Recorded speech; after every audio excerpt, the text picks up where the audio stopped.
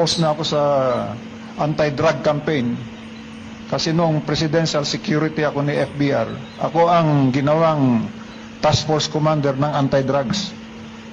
Ako ang humuli doon sa number 1 na Shabu importer noon, dyan sa Talayan, dyan sa Quezon, dito sa Quezon City.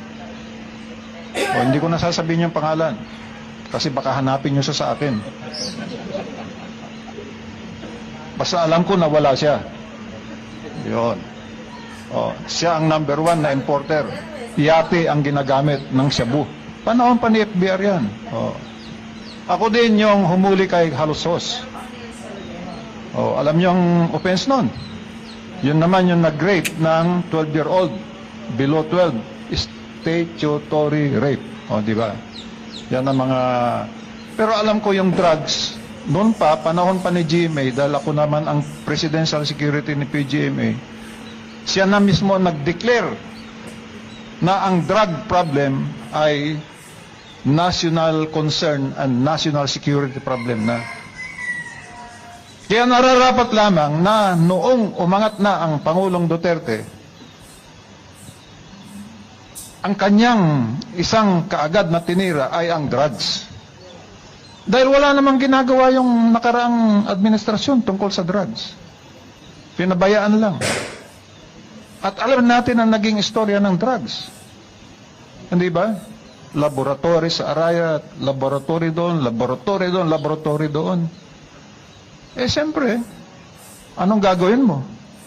Sabi nga ni Tatay Digong, huwag mong sirain ang mga kabataan, ang aking bayan, kundi papatayin kita.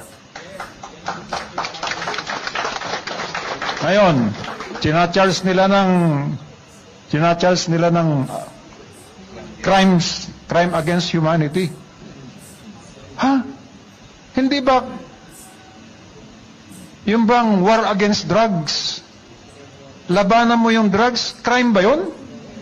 O anti-crime yung ginawa mong yun? Napakaliwanag, di ba? Ang linalabanan mo yung menace ng drug. Sino ba mas importante? Yung biktima ng mga drug dealers o yung drug dealers?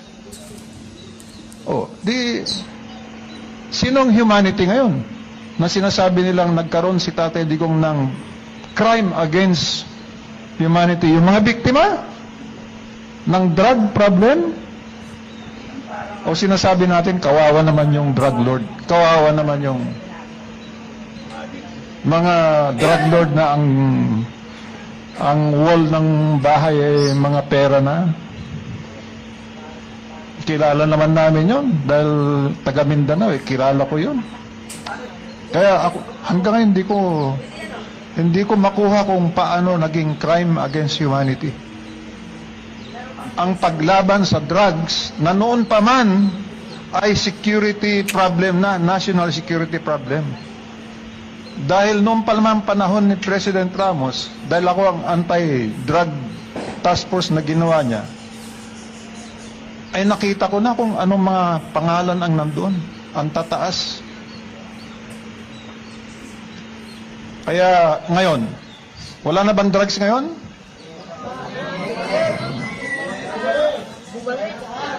Oh, hindi ako nagsasabing bumalik.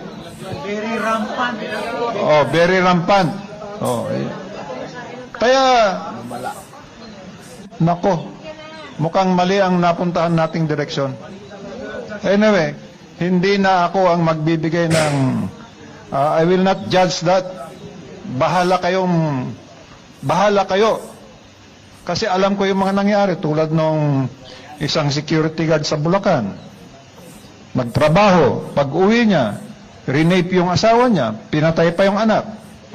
Botol, Abi, Blood.